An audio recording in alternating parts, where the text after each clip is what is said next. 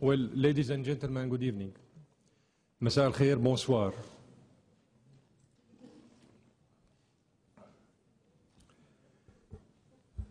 As you are aware, an hour ago, the high-level meeting on Syria concluded its activities, and on Friday we will move to Geneva as it has been planned by Mr. Ibrahimi and the Secretary General of the United Nations to engage in Syrian dialogue led by the Syrians themselves in order to achieve a kind of understanding between the Syrian government and the opposition, called in this meeting the coalition. We will get back to this question later on. And in these direct sessions of dialogue between the two Syrian delegations, with the presence of Mr. Ibrahimi in his capacity as a mediator, we will hopefully engage, as I said, in a kind of process of dialogue, aiming, mainly speaking, at implementing the provisions of Geneva I. But Geneva I is not a matter of selectivity. Geneva I is a whole package. So we cannot pick and choose from Geneva I. We are talking about a whole package to be implemented by all the parties. However, we have a couple remarks with regard to the meeting of today. The Syrian government kept its words, as you know, by attending this high-level meeting with a high-level delegation headed by the Vice Prime Minister and Minister for Foreign Affairs.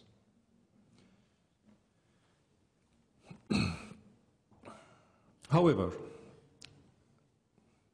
and regardless of the substance on which, as I said, we agree to discuss it later on, starting on Friday in Geneva, the format of today's meeting was somehow disappointing to us. The reason is that, initially speaking, as you are all aware, there were 30 countries enlisted in the list of invitations up to 2 days ago.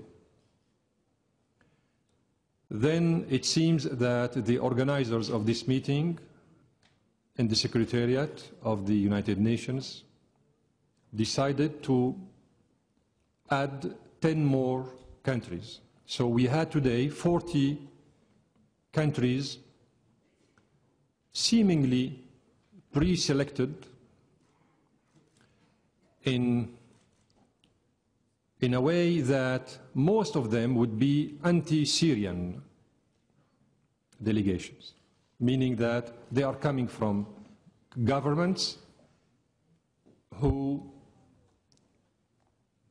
do have hostile policies towards the Syrian government.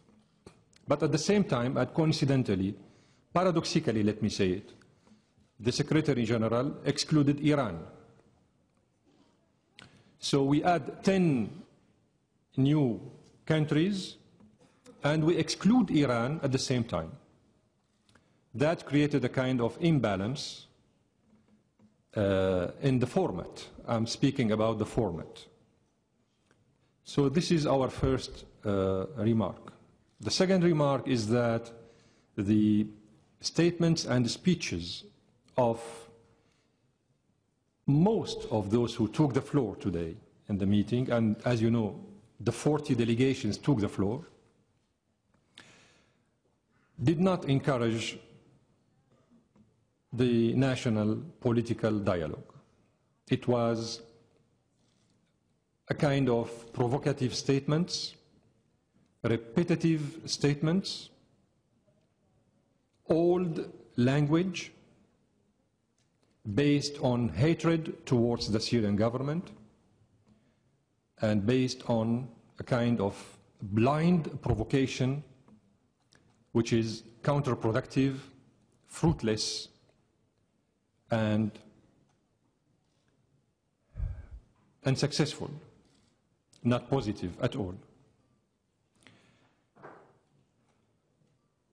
Syria needs encouragement to engage in the sincere and honest implementation of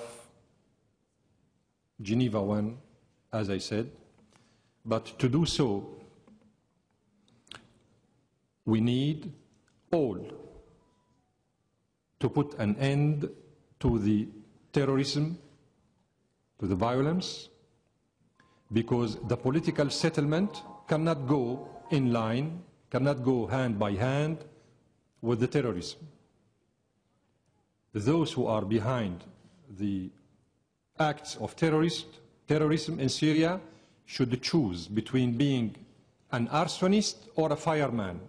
They cannot be both at the same time. I'm not saying this because this is the Syrian government's position exclusively.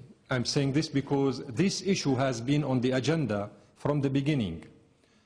The Arab League's observers, when they came to Syria, the mission, I mean, of the Arab League's observers, came to Syria and they asked from the beginning that the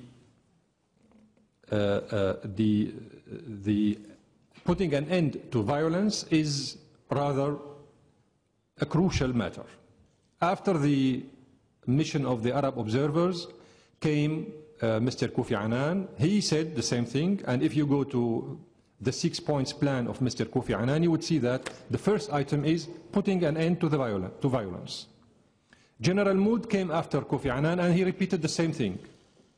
After General Mood, Mr. Al-Ibrahimi came and he repeated the same thing. Then the Security Council resolutions 2042, 2043, 2118 repeated the same thing. So here we are talking about a consensual, internationally accepted language. This is why we are underlining, focusing, highlighting this very important key word. Those who would like to help the Syrians, in plural, should really engage in this kind of process of putting an end to violence. Well, this is a very polite word, putting an end to violence. The truth is that this violence, in its big majority, 99%, is based on terrorism. Is based on terrorism. I have forwarded on behalf of my government to the Secretary General of the United Nations and to the Security Council 500 official letters since the beginning of the crisis. 500 official letters. And I was joking the other day with one of my colleagues in my office. I put all of them in a box and I said, could you please weigh them and tell me how many kilograms of letters we sent to the Council? Believe me, it might be over 20 kilograms of official letters. These official letters, out of the 500 official letters, 267 letters dealing with combating terrorism in Syria. With names, nationalities, date of birth, name of mother and father, the size of the shoes if you want, of all those terrorists who got killed in Syria. I have some samples of these letters, some samples. I wouldn't give you, a headache by listening to all these letters. Terrorists from Libya, Tunisia, and Saudi Arabia. Letter sent November 15th, 2012. declaration by Mr. Panetta, the American Minister for Defense, in which he said he acknowledged that there are states in the region who are supporting, militarily speaking, the opposition. Mr. Panetta, actually he said, literally speaking, that there are states in the region who are providing lethal assistance. The French President, François Hollande, also acknowledged that there are what he called French jihadists fighting in Syria. The British Minister for Foreign Affairs, Mr. Hague, acknowledged the presence of British extremists in Syria, fighting in Syria.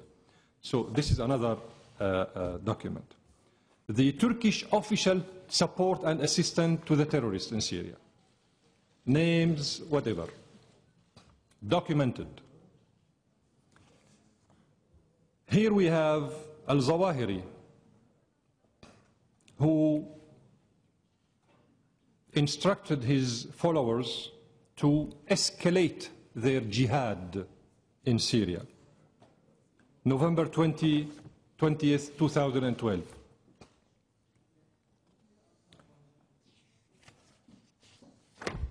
Smuggling of weapons through the Turkish border.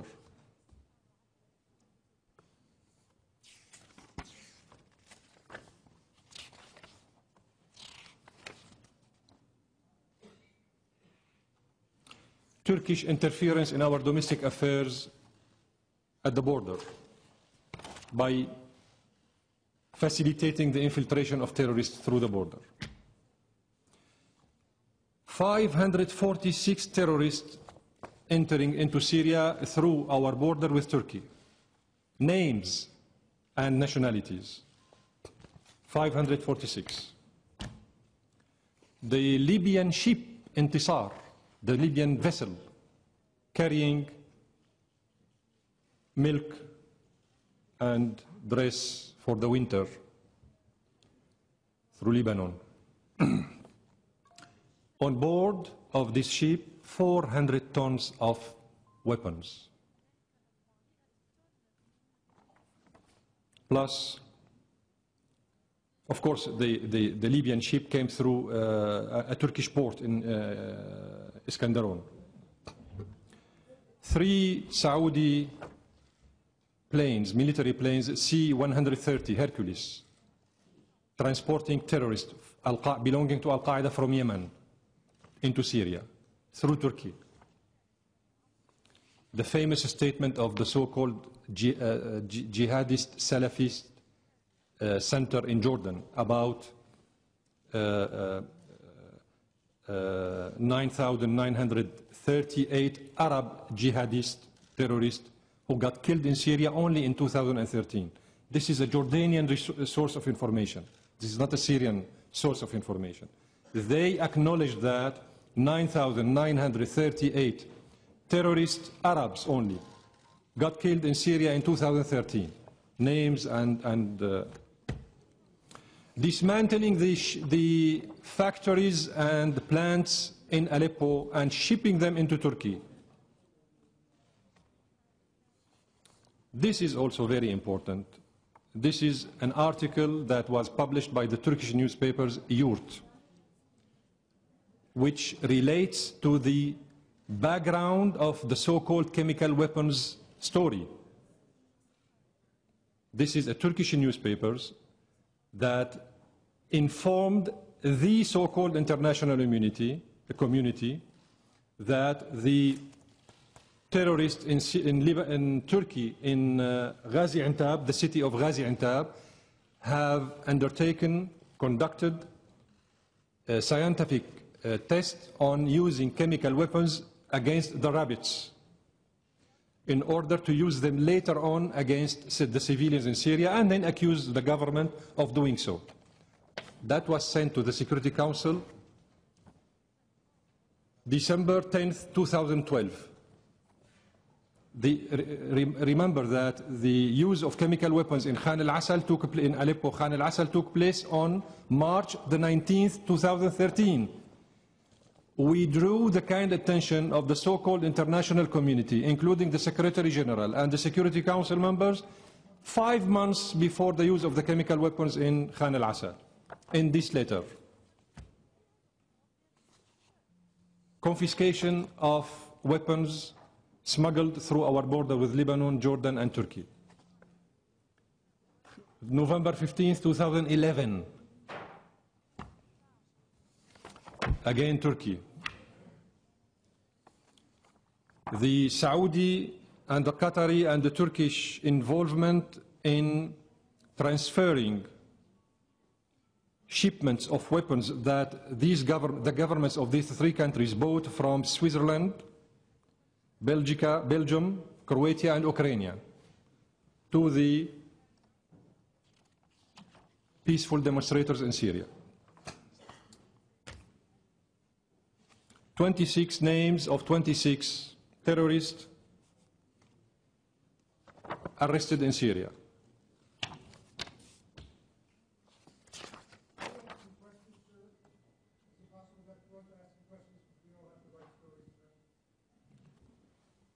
I am telling you a very beautiful story. I will give you the possibility to have this exercise of question and answers. Of course, I will respect this exercise. I'm just giving you some samples so that you are all aware that what we are talking about is based on facts.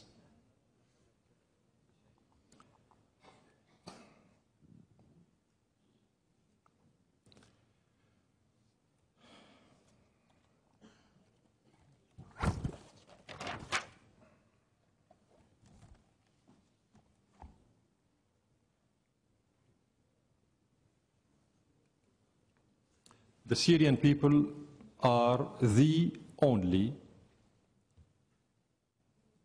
party that will decide for the future of Syria.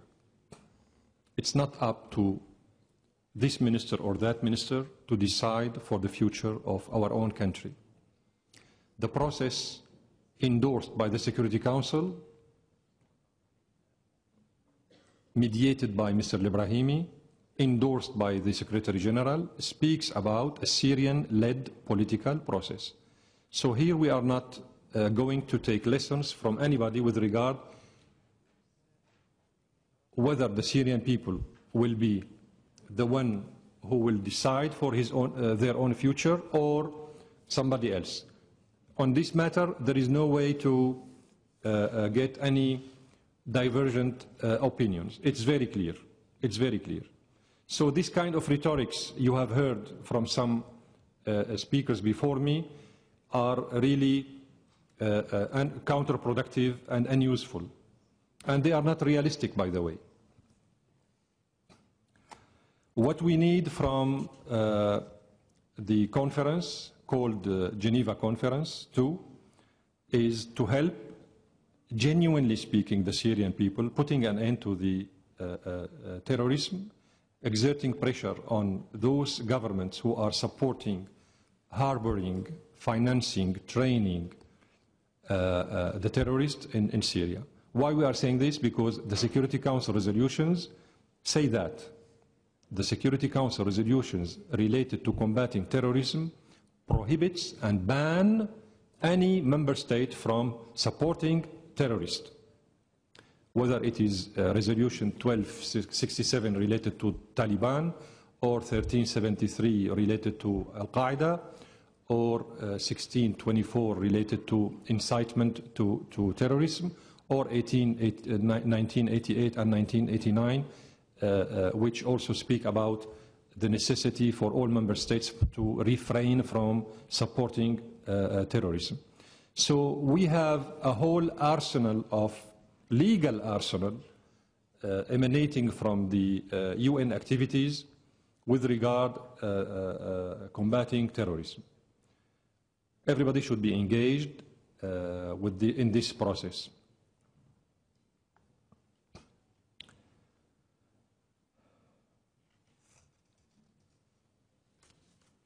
Recently speaking, and this is my last remark before we go into the exercise of question and mark, the so-called Council of Cooperation of the Gulf States, GCC met in Kuwait on December the 19th. And I have here the outcomes of this meeting, in which, if you go through it, and please Google it, and you will find that these states, governments of the Gulf states, are inciting to violence and to terrorism here, endorsing publicly the terrorism as a weapon, a political weapon to make pressure on the Syrian government, helping the terrorist groups operating in Syria financially, legally, politically. They are saying all that in this paper. It's the final communique of their meeting held in Kuwait on December the 19th recently. And you will see beautiful stories in this communique. I'm in your hands. You organize it. الصف لا ما في دكتور جعفري، هنالك خلال تصريحات الوزراء الذين سبقوا حضرتك في الحوار تأكيد على موضوع الهيئة الانتقالية بشكل مؤكد وذات الصلاحيات. عساف عبود BBC. هنالك طرح جرى على لسان الأمين العام للأمم المتحدة وعلى لسان الوزير كريم تأكيد بشكل قاطع أنه لا بديل عن الهيئة الانتقالية ذات الصلاحيات الواسعة. حتى الأمين العام أكد على الموضوع العسكري والأمني أن تكون لهذه الهيئة، ويبدو أن موضوع الإرهاب تم يعني. It seems that what is the position of the Syrian government as to the emphasis given by Secretary General and Mr. Kerry about having a transitional governing body with full executive powers. So, what about having moderate figures in the government? How far is this correct? I said before that Geneva 1 is a whole package. We cannot be selective about that, meaning that all parties have to implement all the provisions of Geneva 1 apart from any selectivity. This is quite important. The first item of Geneva 1 is to put an end to violence, put an end to terrorism, and then we might touch upon the other items with all due respect to this official or the other. This is their own point of view. The most important thing is what the Syrians agree on within the dialogue that has not started yet. The dialogue has not started yet, once again. The implementation will definitely cover all the items of Geneva 1. Explanations are have to do with each official, but once again, this is part of the process that will be discussed next Friday. We cannot be proactive and we cannot mix cards or be selective. As to the enlarged government, the speaker asks, Mr. Jafari says, same thing applies here. Hana Saleh from Sama Television, Syria. Dr. Bashar, you said that 10 states were added to the conference and that the statements were provocative. First question is, there are no serious intentions on the part of the attendees to solve the Syrian crisis and to put an end to the killing of Syrian civilians by terrorists inside Syria. That's the first point. Second point, which is a hypothetical question. Let's suppose that the coalition and the delegation of the government agree on Geneva 2. How influential would the opposition be, the coalition be, while they do not have any control over the jihadists and the armed forces, the armed groups? Yes, I refer to the format where 40 states were invited, and I said that it was pre-planned, where the majority of countries were anti-Syrian, while Iran was excluded because they believe that Iran supports or defends Syria. And the point is, Iran has an influence in the region, and if they really want Syria to reach a safe harbor, then all influential countries must have been invited in order to guarantee the outcome that will come up in the meetings. However, one of the most important statements was a statement made by the Qatari regime, where he defended the Takfiri Wahhabis.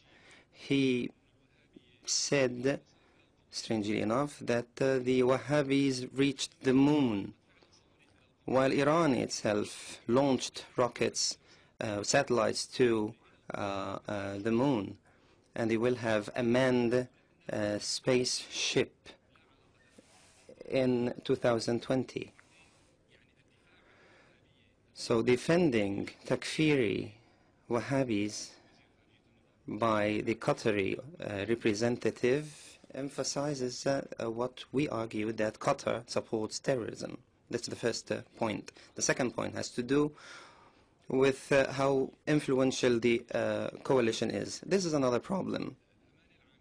The General Secretariat of the United Nations sent an invitation to the coalition only. They did not send an invitation to the other opposition, national opposition, whether inside Syria or outside Syria, which caused a lot of imbalance in the composition of the opposition. The delegation of the opposition present in the conference today is simply the delegation of the coalition. There was no other personages from outside that coalition. That's why this coalition is not representative to the whole gamut of the Syrian opposition. We pointed that out in order to send an invitation to all the opposition, whether inside or outside Syria.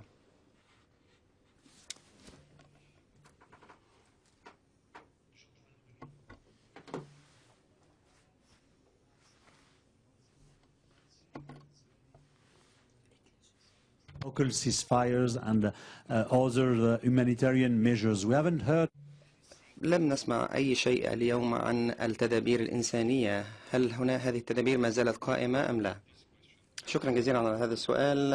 المبادرة تم إطلاقها بالفعل.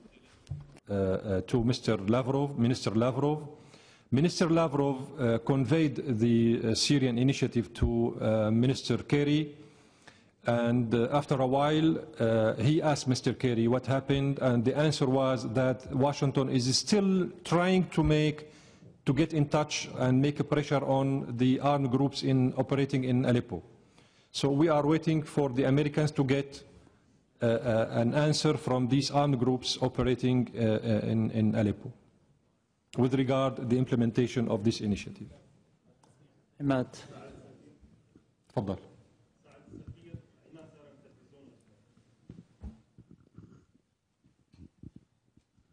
عماد سارة من التلفزيون. عماد سارة from الإخبارية TV. Secretary General Ban Ki-moon said in the press conference along with Mr. Kerry, they spoke about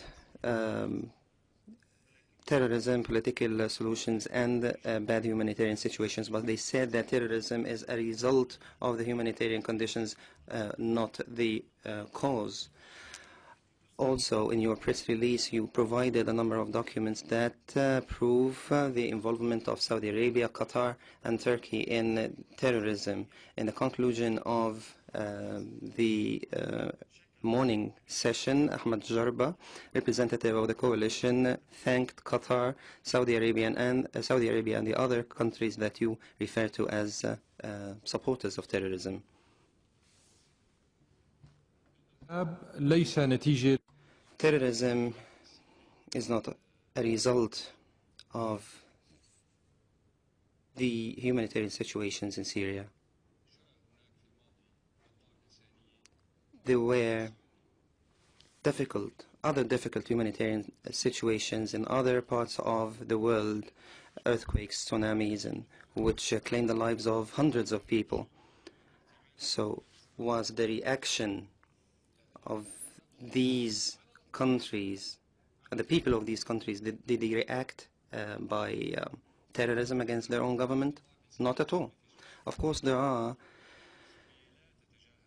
tough humanitarian conditions in Syria. We do not disregard that. However, we say let's be transparent. Let's analyze the reason for these humanitarian conditions. Terrorism scares civilians. Terrorism that has affected cities like Luqsir, Aleppo, and other parts, Ma'lula as well. There were armed terrorists who slain people and caused sectarian sedition. There are footages and movies that display these acts of terrorism and that document these acts of terrorism. Terrorists torched the Umayyad mosque under the sponsorship of the Turkish government. 700,000 rare books were stolen from the library, from a Syrian library. They also killed hundreds of workers in the city of Adra, which is called the labor city of Adra, where hundreds and thousands of laborers and workers reside in the city. They killed those people on a sectarian basis, and then on the basis of their loyalty to the Takfiri organizations. And they are still there, the terrorists are still there. Why? The army is not able to expel these terrorists simply because they are using civilians as human shields, as hostages, as human shields. And that's why the army cannot shell the buildings in order to avoid any massacres there. Of course, Mr. Ban Ki-moon and Mr. Kerry are not aware about that. And if they are aware about it, they would turn a deaf ear at it. The most important thing for them is how to get rid of Bashar al-Assad. They have an obsession that if they get rid of Bashar al-Assad, things will be better in Syria. They said that before.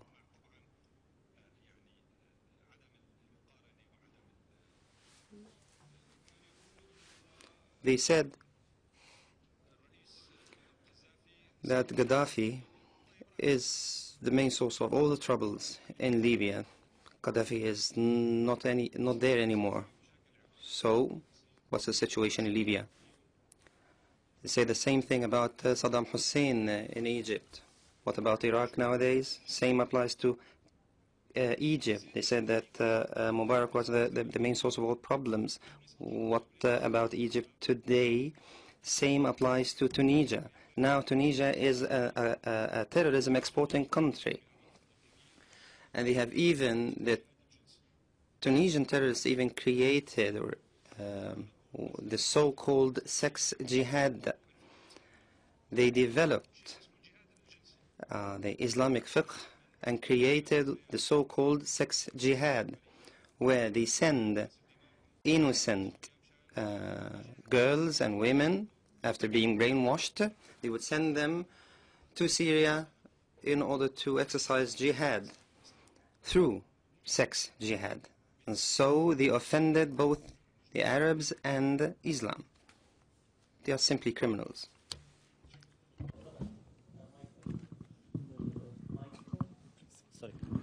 Sayyid Bashar Ahmed. My name is Ahmed Zakaria from Radio Al-Kul. I shall speak in Arabic. Sir, there are war crimes that have taken place in Syria. Testimony of that, the photographs that have been sent all over the world of detainees who died under torture and were verified internationally.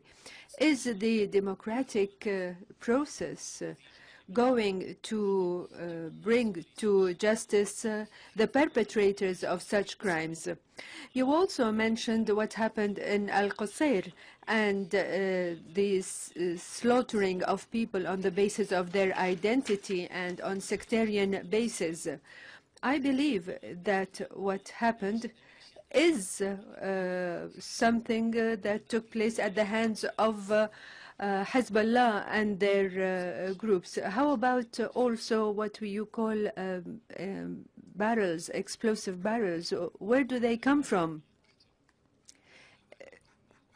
Mr. Bashar, legally speaking, every crime, the perpetrator must be punished in a manner that is equal to the immensity of the crime, whether it is killing a person or whether it's a massacre or whether it is a crime against humanity or a war crime. A crime that leads to the death of a person must be punished.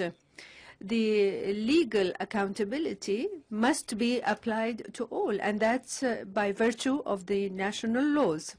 Syria is party to scores of international conventions on combating crime, whether it is transboundary crime or crimes that are committed on the territory of the country. And we are party to these conventions.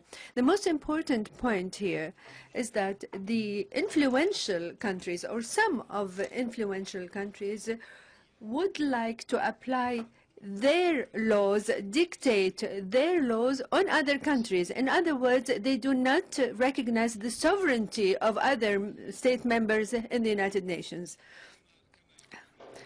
And that's in the same manner by which they deal with the third world countries in all fields, not just in the legal field. Here is the crux of the matter. The national laws in every country have supremacy. In the absence of a legal text that deals with such a crime, we resort to international law. That's by way of principles.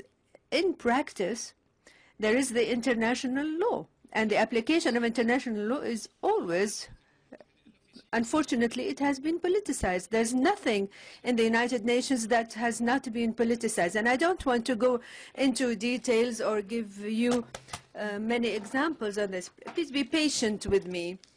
Now let me mention the question of the photographs that you've mentioned. I know what you're thinking about.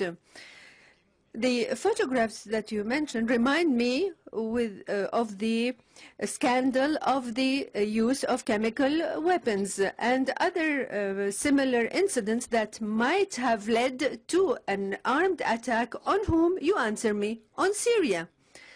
And the latest report, the latest of which was issued by Massachusetts Institute, that proves that all the American discourse was fake, was fabricated, and is not based on truth. After that, the matter was raised before the Security Council, and it did not accuse the government. In fact, it referred to the fact that certain Syrian members of the army and soldiers died because of these chemical attacks. In the conference that I have mentioned that took place in Kuwait lately, the photographs were fabricated there. And these photographs were fabricated, manufactured in Kuwait on the 19th of December. I am not saying that in Syria there are no victims, there is no torture, there is no high level of deaths. I'm telling you, I'm not denying the fact that there are many mistakes that are being committed, not just in Syria, in all countries of the world. But there is accountability. There is national accountability and not international. Every time an issue comes to the surface, people claim there is a need for an international tribunal. If there is, in that case, why didn't they take Bush and Sarkozy, Hollande, and others who have waged wars and killed many people? How about the Armenian genocide, where 5 million people were killed? If the treatment is the same on all, fine. But if you just want to be selective on some weak countries in the third world only because you need to settle some accounts with this country, then that is not possible, and that will be refused. As for Al-Qusayr, I think you remember, I wish I did bring you the 500 letters that I mentioned. Maybe that would have spared you asking the question. Before the events of Al-Qasir, maybe a year and a half ago, some parliamentarians in the Future Party in Lebanon, one is called Aqab Sakr and the other is Jarrah. They are from the Muslim Brothers, and they declared publicly that they are sending Pampers and milk to children, as well as vitamin C and maybe vitamin D, because we don't have sun in Syria. However, it proved later that this is a camouflage for the shipment of weapons. There is also a ship that was called Lutfallah shipment, which contained 1,000 tons of weaponry, of armament. This ship was intercepted. There are tens of other ships that managed to pass and deliver their shipment. Hezbollah entered Al-Qusayr a year and a half after the gangs of Al-Mustaqbal party and the gangsters from Lebanon. All these gangs, unfortunately, were collected from all over the world and were sent to Syria. So if you want to mention something which is in your favor, you must also mention the things that are against you.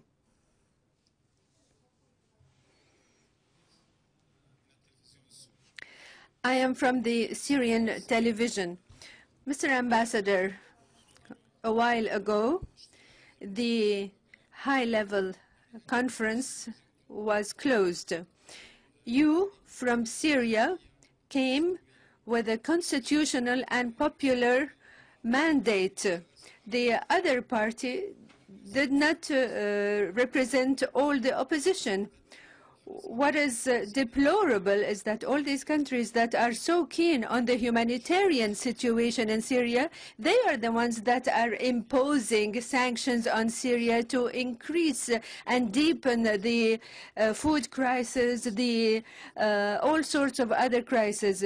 The other party, the opposition, we did not hear them ask for the lifting of the sanctions. We did not hear them discuss or present anything regarding Aleppo, regarding the detainees, and regarding all other essential matters. The ambassador, regarding the sanctions, this is I should like to correct the terminology. Sanctions are are imposed by the Security Council. Therefore, all what is called as sanctions is really null and void and has no legal basis. All these things that you call sanctions are coercive, unilateral, commercial measures against a country. These are illegal and they do not conform to the legal terminology used in the United Nations. For example, a month ago, the General Assembly adopted a yearly resolution against the sanctions imposed by America against Cuba, with a majority of 198 countries, with 3 countries that probably abstained. Therefore, there was a universal, unanimous adoption of the lifting of these unilateral coercive sanctions by the United States against Cuba. The sanctions that are now imposed on Syria by the United States of America, the Arab League, the European Union, or others, these are one of the main reasons of the crisis in Syria.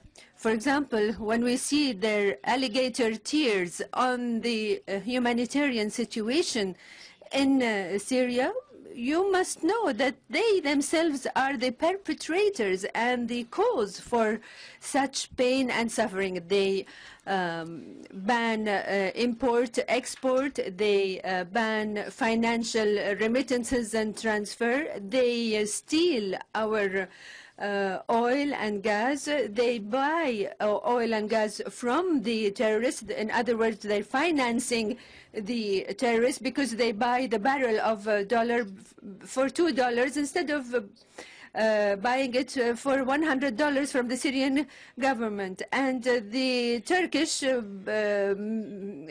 broker buys it for $2, sells it to Europe for $10, and etc. And everybody makes a profit.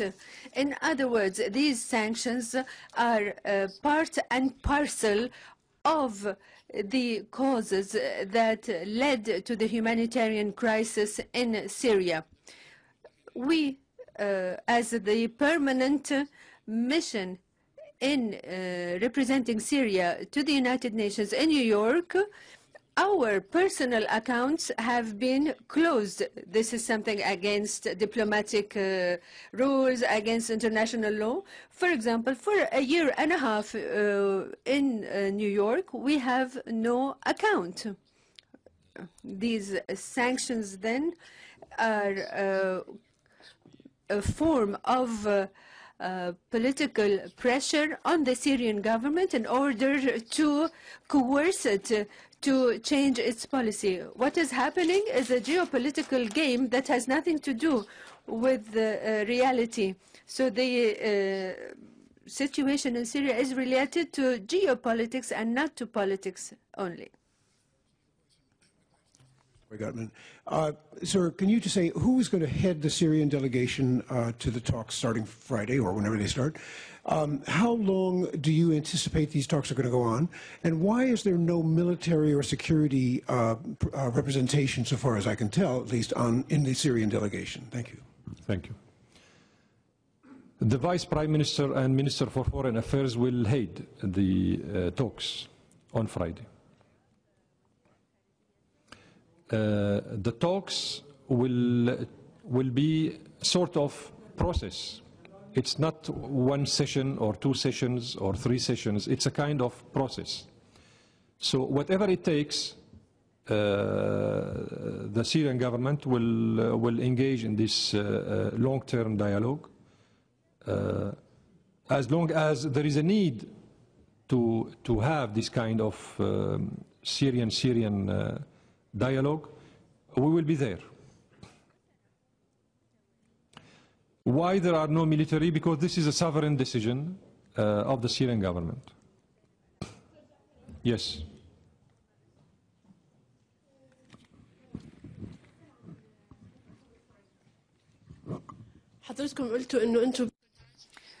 Sir, you said you wanted to deal with the terrorism before you deal with the transitional body. However, since this is a matter that has been discussed for 3 years, and the countries who seem to support terrorism seem to be in support of the establishment of a transitional body, like Saudi Arabia, Qatar, and others. It seems that these hostile governments are in support of the establishment of a transitional body composed of people from the government, from the opposition, from the moderates.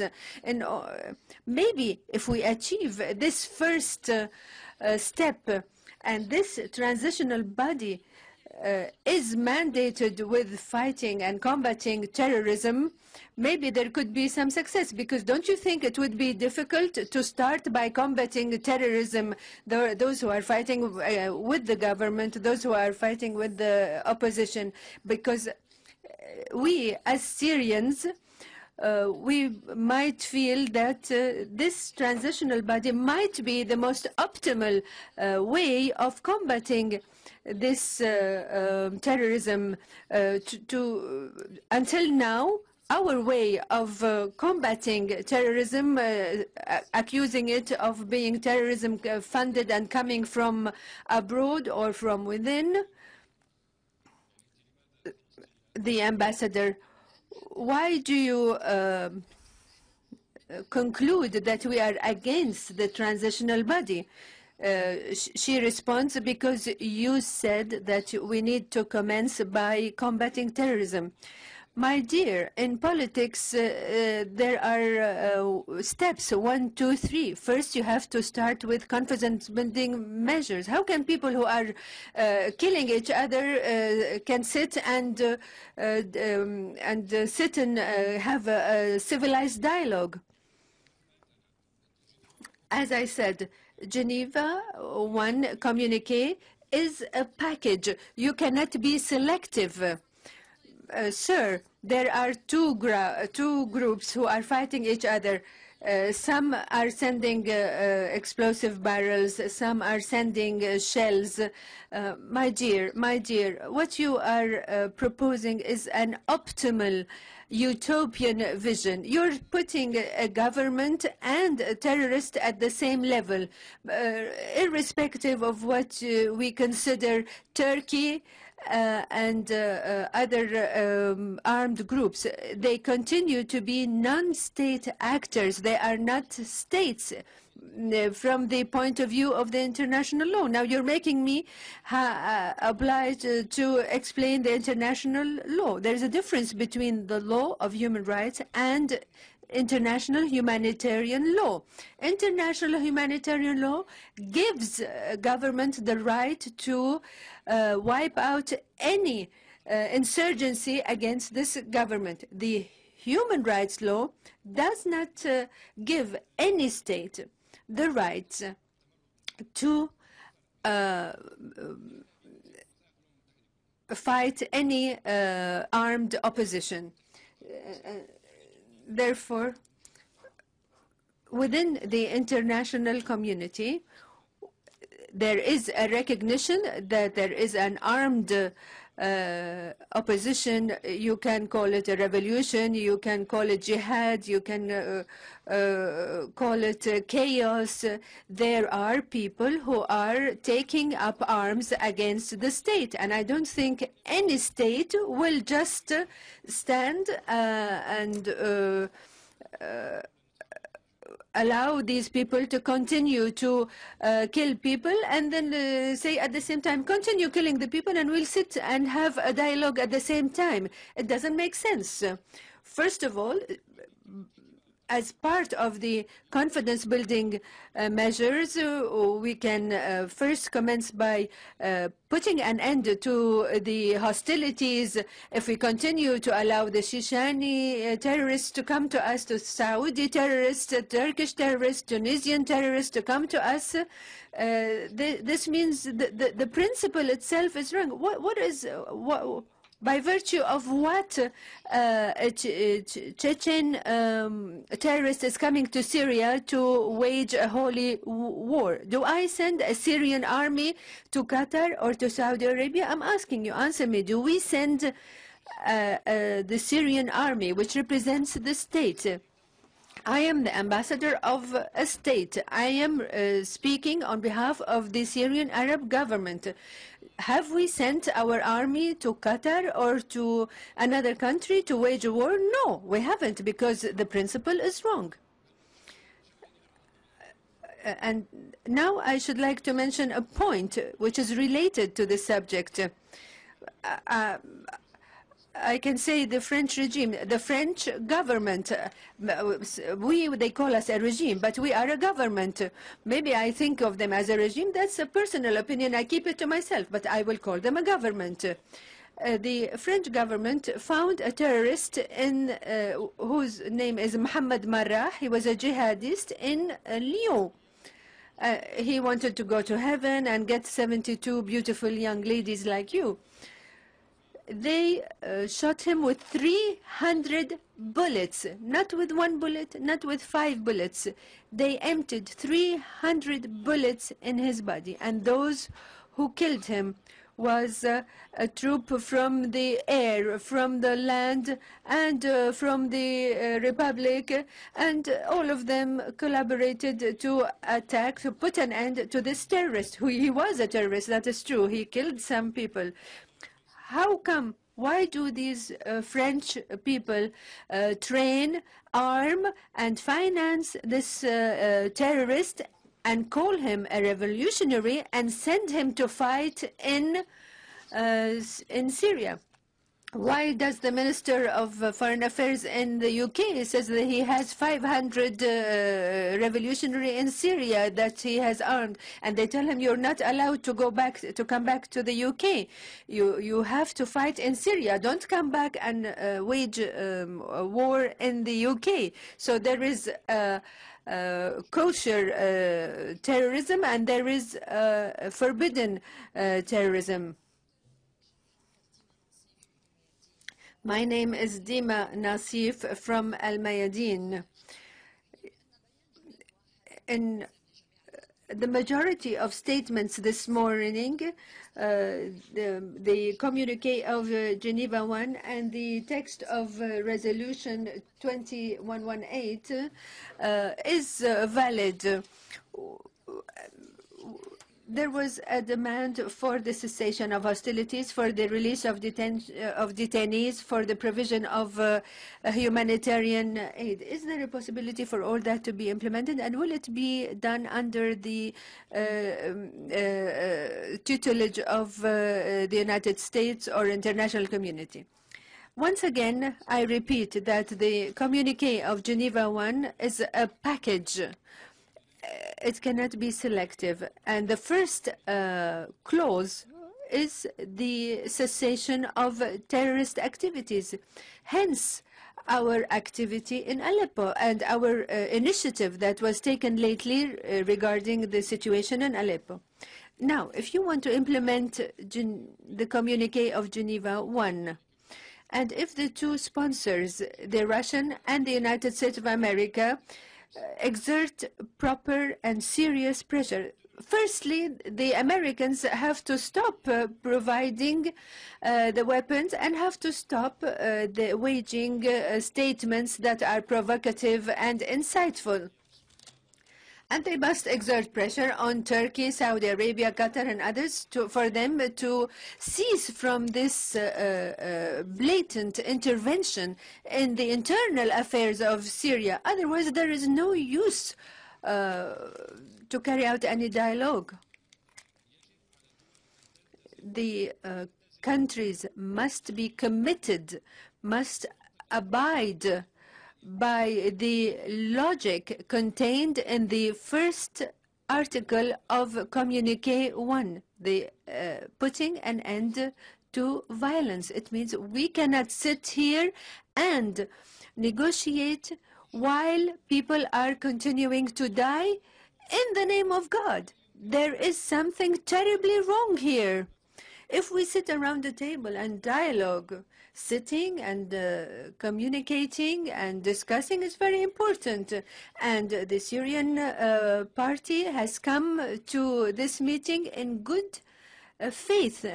And we have come to implement our commitments.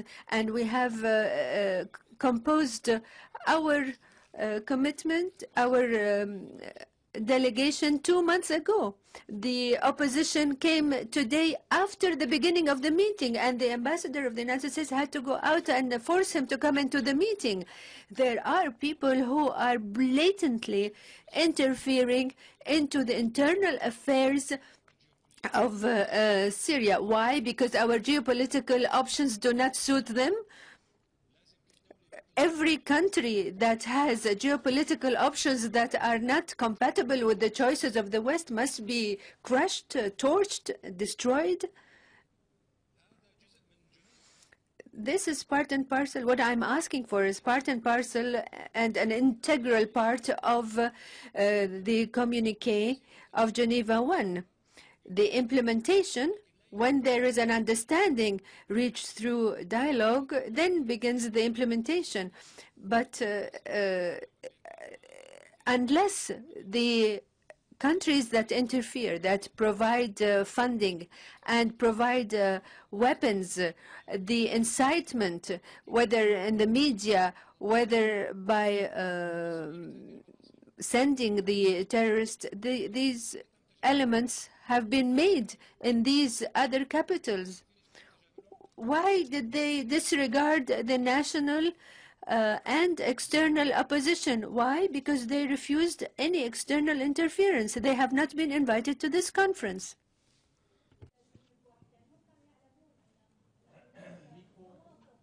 لا لم يورطونا. نحن أتينا بقرار سيادي.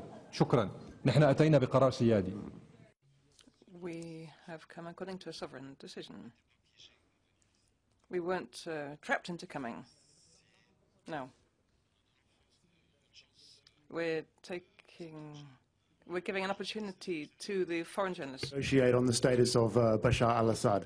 But as you can... Who is Bashar al-Assad? That the government is not willing to... No, who is he? I'm asking you. The president. The president, thank you very much. That you are not willing to negotiate on the position of the president. Okay. As you commence these talks on Friday, can you tell us what you are willing to negotiate on? What ground are you willing to give? Thank you. We are going to Geneva to talks to discuss the implementation of Geneva 1 as a package, as a whole package, without any selectivity, without any singling out of any item in this plan. It's up to the Syrians to decide who will rule them, who will govern them. That will be up to the Syrians without any foreign interference. Yes. أنا شرق من الجزائر. عندي سؤال من فضلك سؤالين. I come from an Algerian paper. I have 2 questions, if I may. The first, you have accepted to hand over your chemical weapons.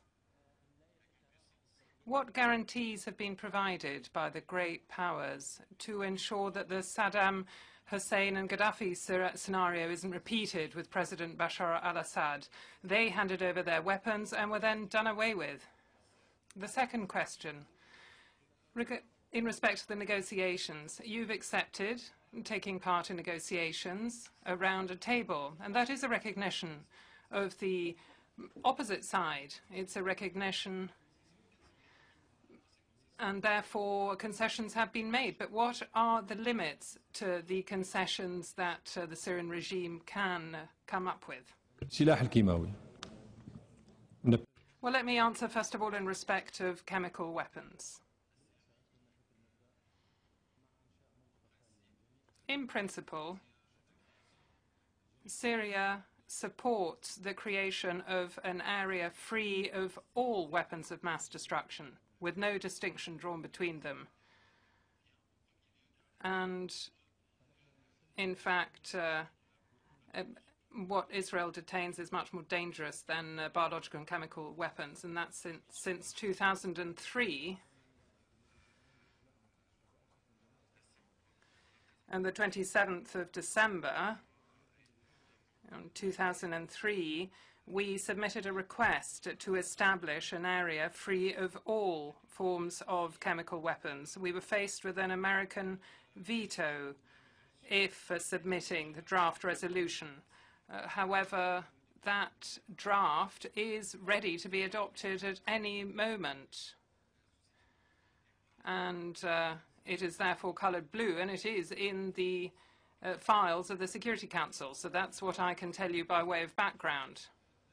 Now, as things stand at the moment, if we are convinced of the need to establish an area free of weapons of mass destruction, and if we agree to take part in the 2010 conference to extend the Non-Proliferation Treaty, well, we were extremely active at that review conference. We adopted the concluding declaration.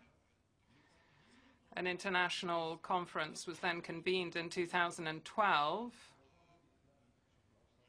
to implement the Middle East decision to establish an area free of weapons of mass destruction.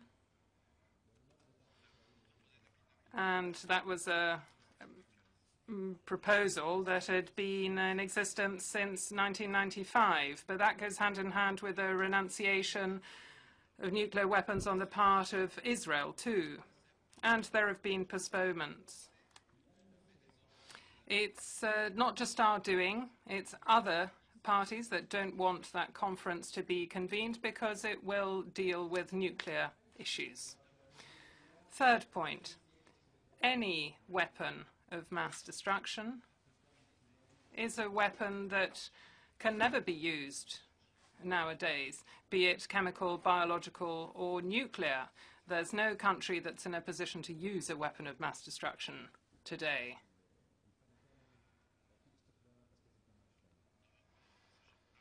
The time for using such weapons is behind us. And so any nuclear weapon, chemical weapon, biological weapon is simply a burden on the countries that hold them. And dismantlement of chemical weapons programs or biological weapons programs is, in fact, leaving a burden behind one, a political burden, but also a financial one. We have ourselves decided to do away with our chemical weapons in order not to undergo the same experience that you referred to, and in order to protect our people. When mistakes are made, well, not all decisions are good. There are three different kinds of weapons of mass destruction, as you well know: chemical, nuclear, biological. But there is, in fact, a fourth weapon, and that is political idiocy, as people say. That, too, is a weapon of mass destruction. If there's a government making a poor decision, that can harm that country. We see this when the law of the jungle prevails. We have to preserve our people and our country. The country is more important, obviously. So we must do away with this burden, a political, military and financial burden, as I've said. And the situation has been settled.